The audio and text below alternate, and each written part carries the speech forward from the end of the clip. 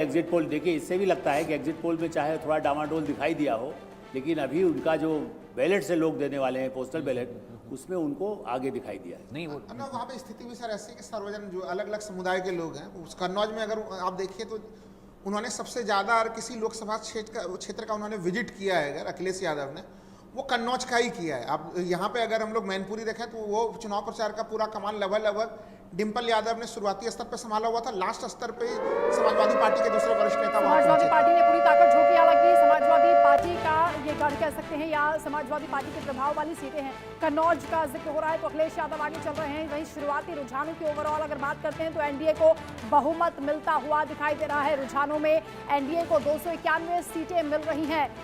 जो फिलहाल रुझानों में दिल्ली की बात करते हैं तो 7 सीटों पर बीजेपी आगे चल रही है, यानी सभी सीटों पर बीजेपी आगे चल रही है।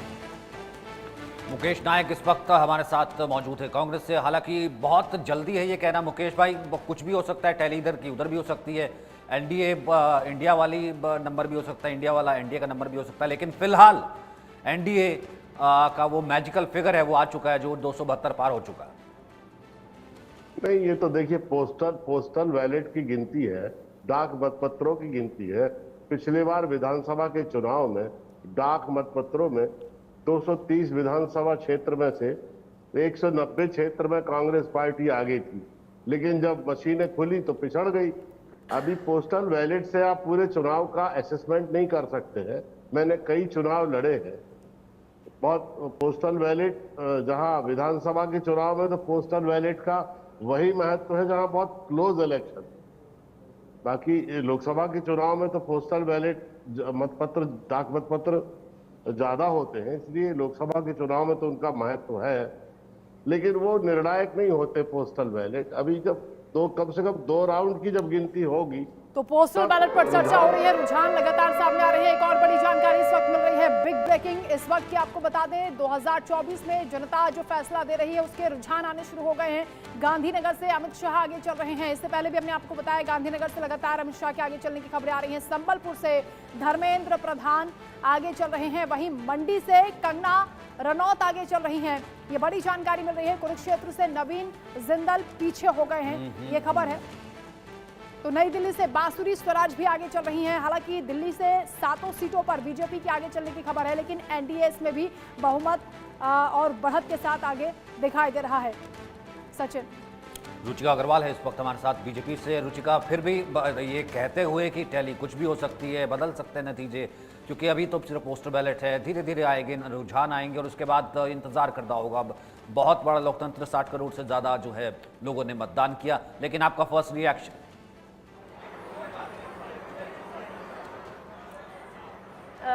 नमस्कार, वंदे मातरम, मेरी सबको राम राम। देखिए, ये रुझान जो आ रहे हैं ये हमें एक्सपेक्टेड था। हम पहले दिन से, जब से इलेक्शंस अनाउंस हुए हैं, तब से हमें पता है कि जिस तरीके का काम हमारी सरकार ने, भाजपा सरकार ने, माननीय प्रधानमंत्री मोदी जी के नेतृत्व में एनडीए सरकार ने काम किया है पिछले 10 सालों में, हमें पूर्ण यकीन है कि हम तीसरी बार भी मोदी जी को प्रधानमंत्री बनाने जा रहे हैं। जिस तरीके का काम, सम्मान, प्यार, आशीर्वाद मोदी जी को मिला है वो अकल्पनीय है। इस तरीके का शायद कभी किसी को मिला हो, और जितना जनादेश अभी भी मिल रहा है हम देख पा रहे हैं। एग्जिट पोल्स में नजर आ रहा था, मैं खुद ग्राउंड पे काम कर रही थी, मैंने खुद देखा है जिस तरीके का पसंद जो सबसे पहली रही है वो मोदी जी रही है। और रही बात इंडी गठबंधन की, तो हम लोगों ने उनके बीच की फूट तो हमने पहले दिन से देखी, हम लोग कई बार बात भी कर चुके हैं इस बारे में। पहले दिन से जब फूट पड़ रही होती है तो जो विश्वसनीयता होती है वो जनता के सामने खत्म हो जाती है। लोग ये सोच लेते हैं कि कहीं पर एक साथ लड़ रहे हैं, अब जैसे आम आदमी पार्टी और कांग्रेस है पंजाब में आमने सामने लड़ रहे हैं। चलिए, आपके लिए इस वक्त एक और जो है वो अच्छी खबर है। हालांकि रुझान है, लेकिन एनडीए की इस वक्त ट्रिपल सेंचुरी लग चुकी है। 300 का आंकड़ा एनडीए ने छू लिया है। इंडिया 161 शुरुआती रुझानों में, और एनडीए 300 पार होता हुआ नजर आ रहा है। 400 पार तो अलग बात है, लेकिन 300 पार होता हुआ नजर आ रहा है। फिलहाल इस टैली का अगर हम जिक्र करें, 161 इंडिया। आप बात पूरी कर सकते हैं अपनी।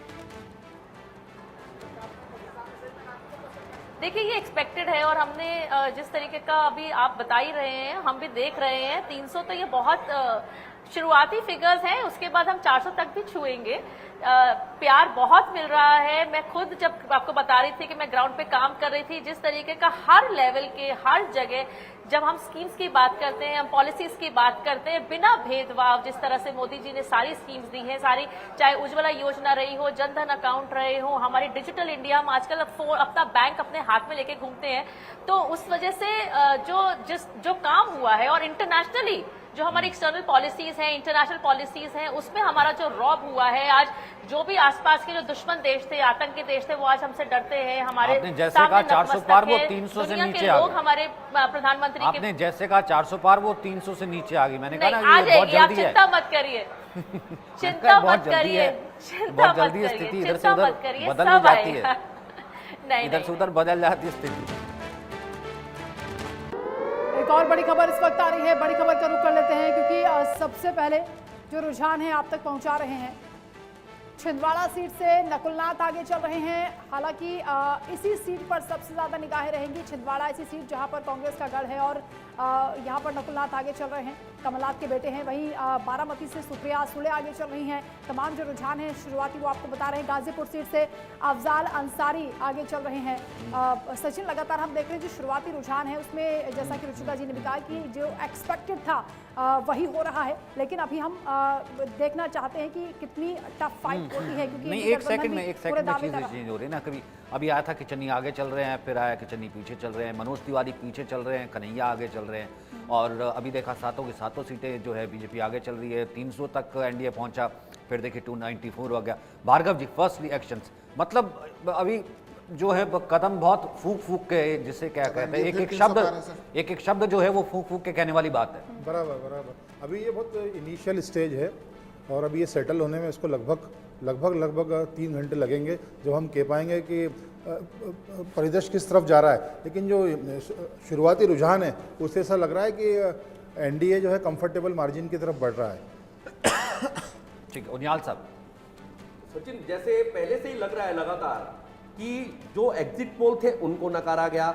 उसके पहले कहा गया कि जी क्योंकि इलेक्शन कमीशन जो है वो निष्पक्ष नहीं है, वो जो पक्ष ले रहा है एक पार्टी का, इस तरह से लगा। और अब अगर शुरुआत में इस तरह के ट्रेंड आ रहे हैं तो उनको भी किसी ना किसी पॉइंट ऑफ व्यू से नकारने की कोशिश की जा रही है। यहाँ पर जो मौजूद हमारे राहुल जी जैसे लोग बैठे हैं, तो लगातार सच्चाई से दूर भागना और जनता से दूर भागना, ये इनका एक कैरेक्टर बन गया है, चरित्र बन गया है। तो राहुल भाई, अगली चाय पीने से पहले कम से कम 305 वाला एक बार फिगर देख लो। सचिन ने आपको जो है वो आईना दिखाया है। और एक बात और कहूंगा सचिन, राहुल मेरे भाई, एक बात और कि मुझे तो कई बार ऐसा लगता है सचिन कि शुरुआत में सूरत दिखा दी किसको, कांग्रेस को और इंडी गठबंधन को, सूरत की सीट एकमात्र एक तरीके से जीतकर पहली बार ही 543 में से टोटल पहला जब एक आ रही थी सीट वो सूरत थी। तो वास्तव में वो सूरत दिखा रही थी कि इस इलेक्शन की सूरत कहां तक जाने वाली है। मैं ऐसा कहूंगा, दिखा रहा है सूरत की जीत आपको लोकतांत्रिक जीत लग रही है। यही तो है तानाशाही वाली स्थिति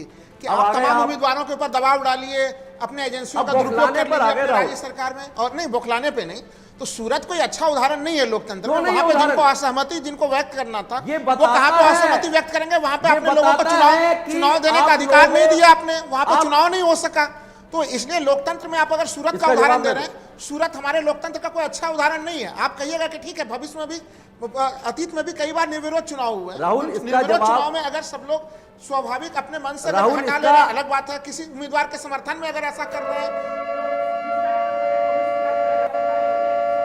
एक और बड़ी खबर सामने आ रही है क्योंकि लगातार हम चर्चा कर रहे हैं, जो रुझान आ रहे हैं उसमें मिर्जापुर से अनुप्रिया पटेल आगे चल रही हैं।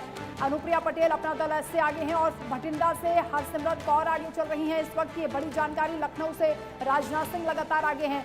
एक एक अपडेट सबसे पहले इंडिया न्यूज आपको बता रहा है। बेगूसराय से गिरिराज सिंह आगे चल रहे हैं। एनडीए का जो आंकड़ा है अभी तक का आपको बता दें, शुरुआती रुझान में 305 सीटें 495 में से नजर आ रही हैं। इंडिया गठबंधन 171 पर पहुंच गया है, जबकि अदर्स के लिए 19 सीटें मिलती हुई दिख रही हैं। तो ये आंकड़ा एनडीए के लिए 300 पार कर चुका है। ओवरऑल अगर हम बात बात कर लेते हैं जो अभी तक रुझान आ रहे हैं, क्योंकि बैलेट पेपर की जो गिनती है वो चल रही है। शुरुआती रुझानों में एनडीए को बहुमत मिलता हुआ दिखाई दे रहा है। रुझानों में एनडीए को 305 सीटें मिल रही हैं। हालांकि जो अभी टैली है वो चेंज हुई, 315 तक ये पहुंच गया आंकड़ा। बंगाल के 25 सीटों पर बीजेपी आगे चल रही है। दिल्ली की 7 सीटों पर बीजेपी आगे चल रही है। मिर्जापुर से अगर हम अलग अलग बात करते हैं तो अनुप्रिया पटेल आगे चल रही है, भटिंडा से हरसिमरत कौर आगे चल रही हैं। लेकिन ओवरऑल अगर देखें तो एनडीए को बढ़त मिलती हुई नजर आ रही है। 300 पार का आंकड़ा हो चुका है सचिन। 315, इंडिया 176 और अदर्स 19। इससे पहले सूरत की बात हो रही थी, लेकिन राहुल भाई लोकतंत्र में अगर निर्विरोध कोई चीज हो रही है, अब विरोध के लिए कोई नहीं है, तो आप इसको कैसे कहेंगे कि भैया ये अच्छा पैरामीटर नहीं है, तानाशाही नहीं है? आप कई सारे ऑडियो और वीडियो हैं उसमें जहां पे दिख रहा है कि पुलिस के लोग जबरन दबाव डाल रहे हैं निर्दलीय प्रत्याशियों के ऊपर, तो वो उसके कई सारे प्रमाण हैं ऑडियो वीडियो के रूप में। वो तो देखिए तो इससे पहले जब होता आप कोर्ट चले जाते। नहीं, कोर्ट तो देखिए अभी चुनाव की लगातार प्रक्रिया चल रही है, वो तो चीजें बाद में चलेंगे ना। अभी तो एक सीट का वो मामला था, लेकिन वो कोई अच्छा उदाहरण नहीं है। कल क्या माना, कल इलेक्शन कमीशन ऑफ इंडिया ने क्या उसे अच्छा उदाहरण कहा? इलेक्शन कमीशन ऑफ इंडिया ने भी कहा कि ये कोई बहुत बेहतरीन उदाहरण नहीं है लोकतंत्र का। ये सचिन इस बात का जवाब मैं राहुल को ये दूंगा कि इलेक्शन कमीशन ने वास्तव में आपको आईना दिखाया अपोजिशन को। आपको आईना दिखाया? अरे राहुल सुनो ना यार, सूरत के मामले पे आपको राहुल आपकी बात, आपने लगता है प्रेस कॉन्फ्रेंस राहुल आप जरा सुनो तो सही मेरे दोस्त, पेशेंस रखो। हार रहे हो इसका मतलब ये नहीं है कि लगातार बोलते रहोगे, ठीक है बकलाट। मैं ये कह रहा हूँ कि इलेक्शन कमीशन की बात, मैं इलेक्शन कमीशन की बात पकड़ता हूँ आपकी, कि इलेक्शन कमीशन ने कहा कि ये बहुत अच्छा एग्जाम्पल नहीं है, तो वास्तव में इलेक्शन कमीशन ने बुद्धू बच्चे को कहा कि आप पढ़े क्यों नहीं, आपने मेहनत क्यों नहीं की, आप एग्जाम में पार्टिसिपेट करने क्यों नहीं आए? इसे कुतर कहते हैं। टीचर ने आपको आईना दिखाया जाता है तब आप ऐसी चीजें आप इतने बुद्धू बच्चे हो। इसमें कौन से बुद्धू बच्चे वाली बात है? आप अपने एजेंसियों का तमाम लोगों को क्यों नहीं कैंडिडेट मिलेगा? 5 साल में कैंडिडेट नहीं मिला आपको? कैंडिडेट मिला, बिल्कुल मिला, लेकिन आप अपने एजेंसियों का दुरुपयोग कर रहे थे, तमाम तरह का दुरुपयोग करके स्थितियां फैला रहे हैं और जनता समझ गई कि किस प्रकार से आप दूसरे लोकतांत्रिक रास्तों के माध्यम से चुनाव जीतने का प्रयास करते हैं। अरे आप इलेक्शन में आइए, चुनाव के मैदान में आइए, लड़िए चुनाव। पूरे देश भर में आप लड़ रहे हैं वो चुनाव, लेकिन वो जो प्रक्रिया आपने सूरत में अपनाई वो कोई अच्छा उदाहरण नहीं है। वो चंडीगढ़ पार्ट 2 है, वो जो चंडीगढ़ में पहले हुआ था उसी का पार्ट 2 का वर्जन मानता हूँ। और बड़ी खबर इस वक्त मिल रही है काराकाट से। उपेंद्र कुशवाहा आगे चल रहे हैं, आसनसोल से शत्रुघ्न सिन्हा आगे हैं, हरिद्वार से त्रिवेंद्र सिंह रावत आगे चल रहे हैं। हाजीपुर की भी बात कर लेते हैं। फिलहाल जो तस्वीरें हैं, जो शुरुआती रुझान है वो आपको बता रहे हैं। चिराग पासवान हाजीपुर से आगे हैं, पूर्णिया से पप्पू यादव आगे चल रहे हैं। तमाम ये बड़े चेहरे जिन पर खूब चर्चा हुई, जिन पर निगाहें आज रहेंगी दिन भर।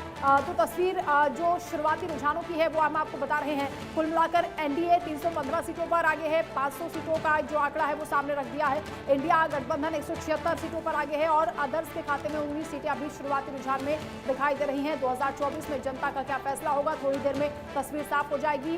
लगभग 2 घंटे बाद ये तय होना शुरू हो जाएगा कि आखिर नई सरकार किसकी बन रही है और किसके दावे में कितना दम है।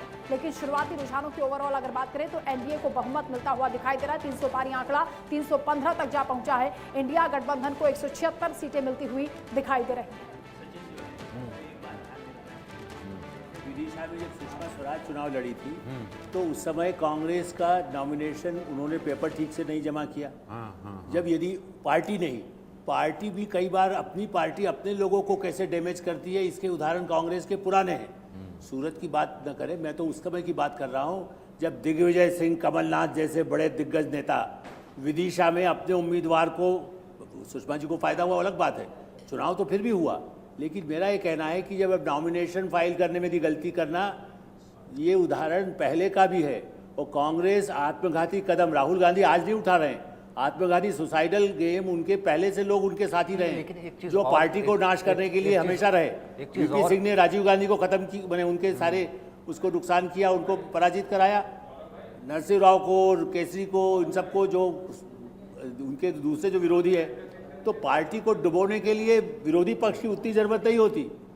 यही सबसे बड़ा परिणाम दिखता है। थोड़ा सा अधिवक्ता होने के नाते आगे बढ़ाऊंगा सचिन, कि बिल्कुल ठीक कह रहे हैं, क्योंकि ये जो नॉमिनेशन फाइल करने का प्रोसेस होता है ये अधिवक्ता करता है। जो लीगल सेल देख रहा होता है उस पॉलिटिकल पार्टी का, उसके जो उस रिप्रेजेंटेटिव उस लीगल सेल के होते हैं वो उसको भरते हैं, वो उसमें मदद करते हैं कैंडिडेट को। परंतु हमारे तो सारे के सारे नेता सिर्फ सुप्रीम कोर्ट में बेल कराने के लिए खड़े हुए हैं, करोड़ों रुपए लेने के लिए खड़े हुए हैं, उन कैंडिडेट्स की त्रुटियों को ठीक करने के लिए नहीं खड़े हुए। ये है point of view. Root level पर कार्यकर्ता नहीं है, बच्चे बुद्धू हैं, उनको कोई क्लास देने वाला नहीं है, उनको पढ़ाने वाला नहीं है। एक का भी प्रोविजन है सर, उस वो क्यों बना है, और उसमें ये होता है कि कोई गलती हो तो थोड़ा समय मिलता है, हाँ, मिलता है उसको ठीक करने का। सुधार का। इस केस में चांदनी जी कुछ कह रही हुई। हैं। सूरत में प्रॉब्लम ये भी था कि जो सेकंड कैंडिडेट था उसमें भी विटनेस के सिग्नेचर्स उन्हीं की थी जिसकी फर्स्ट कैंडिडेट की थी। तो आप नामांकन क्यों वापस ले? लेकिन अगर वैसे अगर देखने जाए तो फिर डिम्पल जी भी जीती थी 2012 में, वो भी अनकंटेस्टेड जीती थी, और उसके अलावा 1957, 1951। वही चीज तो मैं कह रहा हूँ कि वो अगर ऐसा नहीं कि डिम्पल जी जीती थी तो वो बहुत प्रशंसा वाला मामला होगा, वो भी इसी कैटेगरी में होगा। वैसे जीते हैं वैसे तो। देखिए, एक है कि कोई उम्मीदवार बहुत अच्छा है और उसके लिए किसी कोई सामने में नहीं आया, और एक है कि आप पुलिस का प्रयोग कर रहे हैं, एजेंसी